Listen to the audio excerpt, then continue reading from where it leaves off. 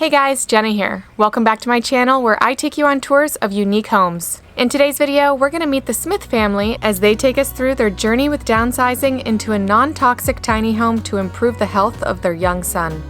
This heartfelt story of living small while achieving financial freedom will have you thinking about the harmful chemicals that we encounter in everyday life and that could even be hiding in our own homes. So let's learn more and take a tour with this charming family.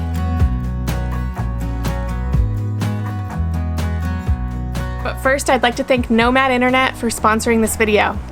Nomad is the only truly unlimited internet you can use in rural areas and while on the road. Stay connected wherever you are without any extra fees. To find out more, check out the link in the description. Make this house our tiny home.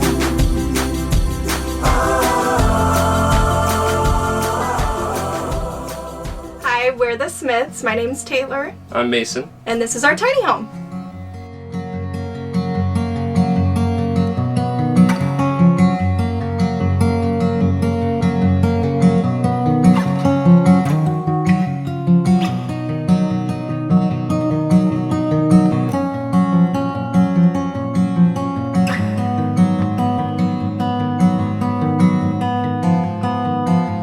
So before we moved into the tiny home, we had actually bought a regular house, lived there about a year. It was actually full of toxins. Our son started regressing, and so we just decided to go tiny for financial reasons and also to have a certified green tiny home as well.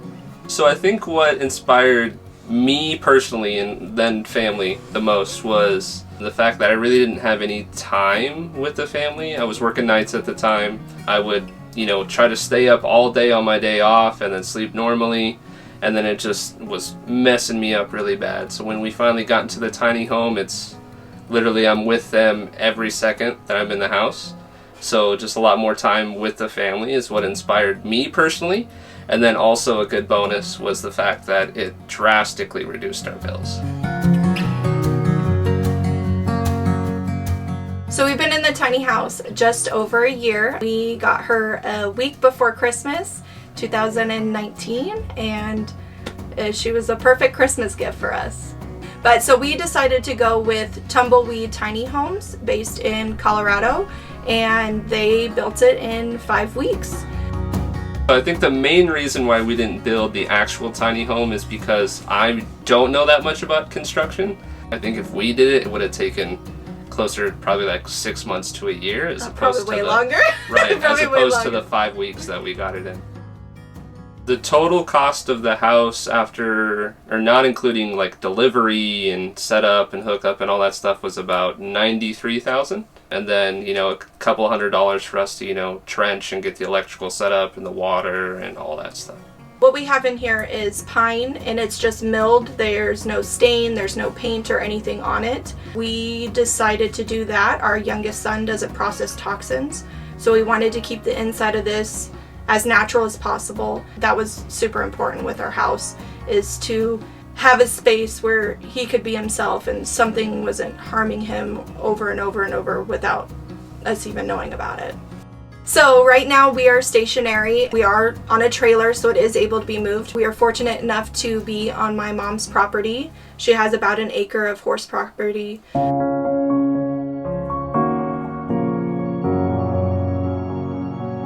So I think one of the main big changes in our lives would be probably our youngest son's progression. So all the toxins that our body usually gets rid of through sweat or going to the restroom, his body doesn't do that, and neither does my husband's. So for Asher, it goes straight to his brain.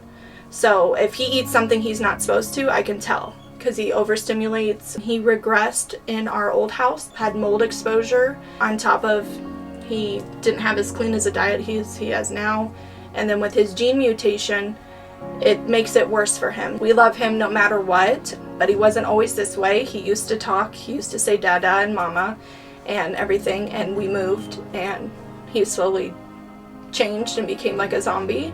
But now, going back green, figuring out the issues and changing everything about our lives, he's coming back around. He interacts with his brother. They get to play, like they have the best time. And I just think that he's excelling in everything right now. He goes to therapy once a week. He has OT and speech, but we've also made a lot of changes in our own lives for him, and he hugs us. He makes more eye contact than he ever did. I mean, I never thought that he would look me in the eyes and just have that connection that he does now. Why am I crying? I just feel like everything's happened at the right time. We found a great doctor that has assessed him, has worked with kids before like him, and also just helped supplement anything that his little body needs so he could be the best version of himself.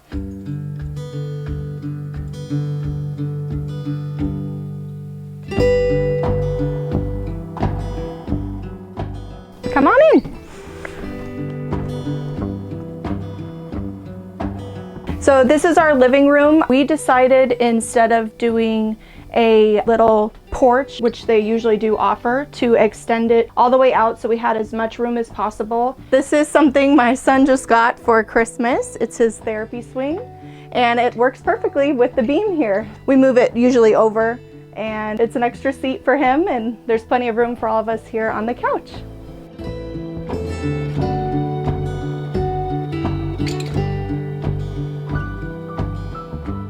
This is our AC unit. It does AC and heat, but being here in Arizona, we don't really use the heat that often. So before we get to the kitchen, this is actually all kinds of collection stuff that my son has, a plant that I've kept alive, and our calendar. These are all our bills. That's why it says not today. So this is kind of our little decorated area that we have here in the tiny home. This is our kitchen.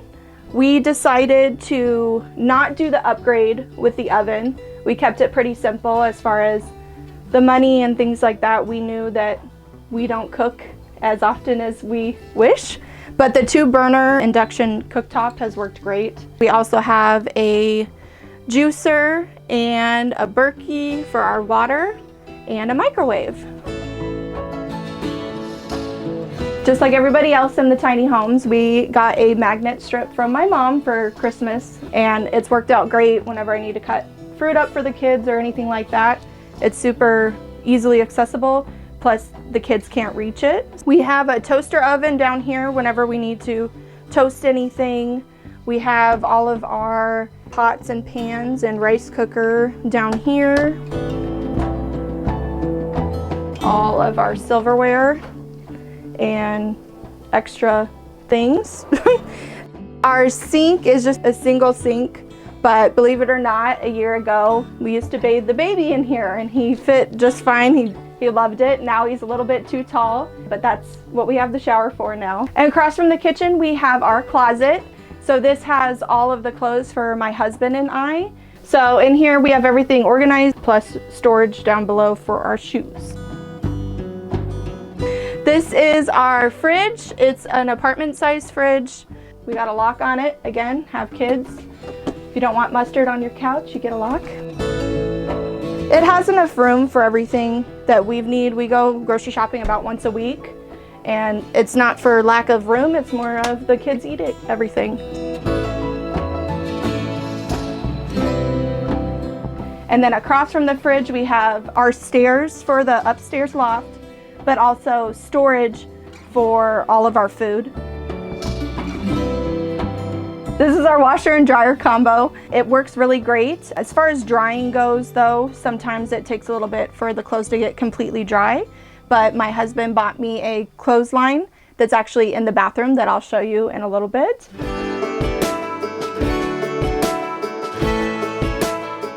This is our bathroom. We do have a pocket door to close for privacy. We have a single sink, a mirror, and behind the mirror we have, a medicine cabinet, things of that nature.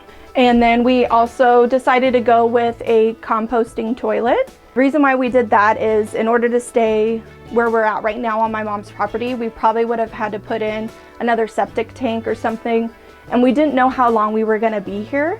We have our dog food in here, and we usually keep her bowls in our shower because our youngest likes to dump her water all over the ground, so we figured Just keep it somewhere that if it does get dumped, it's not a big deal. We have a regular shower, nothing fancy. I would have liked to have a tub. That's probably the one thing that I wish we could have had. But as far as everything else goes, I think we got everything we wanted. A tub just would have been nice, but that's okay. Mom's right next door. We borrow her tub occasionally, and that's okay. Well, she says it's okay, so. Under here we have our water heater. Again, we've lived here a year, never run out of hot water. We're also in Arizona, where it's 119 in the summer, so it's always hot. This is the clothesline that my husband bought for me. So you pull this across and just hang your clothes up if they're not completely dry. Works out great.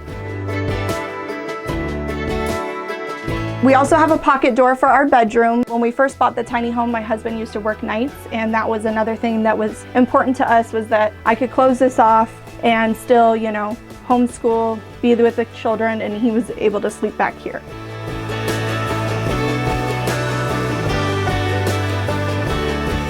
This is our master suite. It's the size of a king size bed. We have a queen, so we have a little bit of walkway. We have a little cubby here for, you know, underwear, things like that. Since we didn't do any stains or paints, I wanted to add a little bit of color, so I picked up this wallpaper. It's just a peel and stick. So our electrical closet is in here. I don't have to mess with it. We are plugged in here. We put in 50 amp plug-in, so we are plugged in and don't have solar. That's something we want to look into for the future, is hopefully get some solar panels for our house.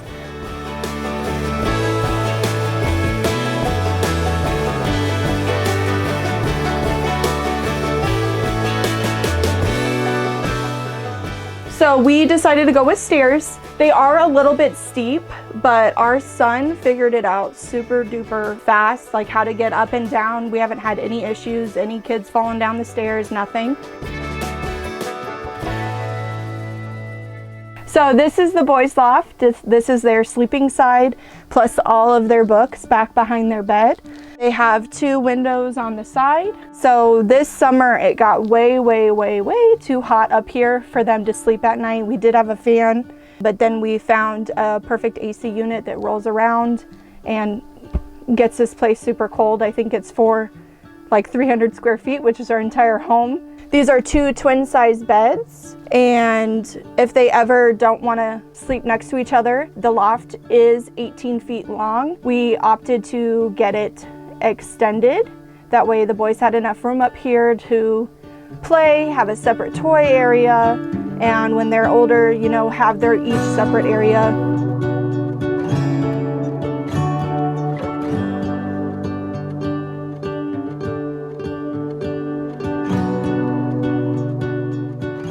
So now we're on the other side of the loft where we keep all of our kids' toys. And then in here is the cube cubbies. So it has all their clothes organized, you know, top row's big brother, bottom row's little brother. We also have this netting that we put up.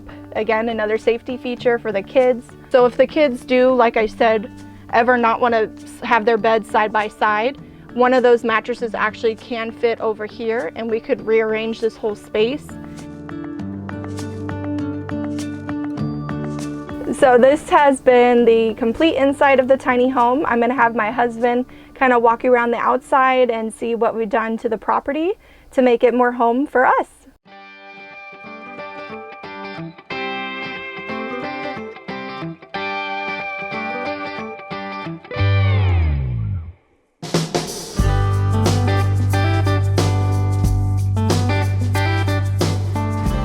So right now we are on our deck. My brother-in-law and I built this. We only started off with this one section here, and we wanted the stairs built in because that's a bit of a leap to go from back and forth. Really all it is pavers, then pallets, and then just the wood on top, and we got the weatherproof. That way it can stand the sun and the rain, even though we don't get a lot of that in Arizona. So after we built that, I had a little bit extra. So I built this nice little bench for our shoes. So with the design of our house, we had the metal roofing. It works really well. Also, we wanted the white picket fence stream, you know, so my brother-in-law also helped me paint all of these things here. We put the nice fake grass up because Arizona doesn't really keep real grass well. We put up the awning that way. Again, Arizona gets really, really hot, so we wanted our dog to have a little bit of shade, even though right now she's trying to enjoy as much sun as she can.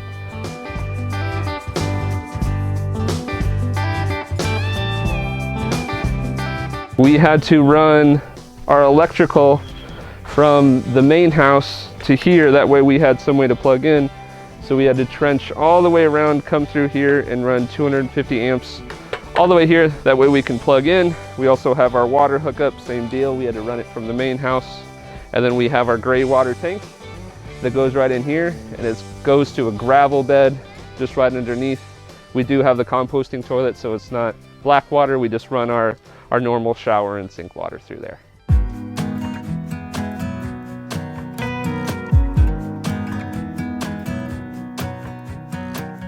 Overall, going tiny has made us appreciate a lot of the small things. I always get asked, how can you must like your children, or you must love your husband to live in 336 square feet. I'm like, well, of course, that's why I had them and why I got married, but it's made us just spend a lot more time together as a family. My kids are outside more than they ever were when we lived in a traditional home. I mean, they're out riding their bikes. We're able to financially pay for a lot of the things we need medically for both my husband and for our son, therapies, things like that. And when I look back, I'm like, gosh, I did not think we'd be having a compost toilet living in a tiny home when I look back. I've always loved tiny homes, but I'm like, I never thought I would convince him to go tiny, but it's been pretty easy and made us a lot more conscious of the little things. I hope you guys enjoyed this week's video. Make sure to like, share, and subscribe, and check back next Friday for an all-new video.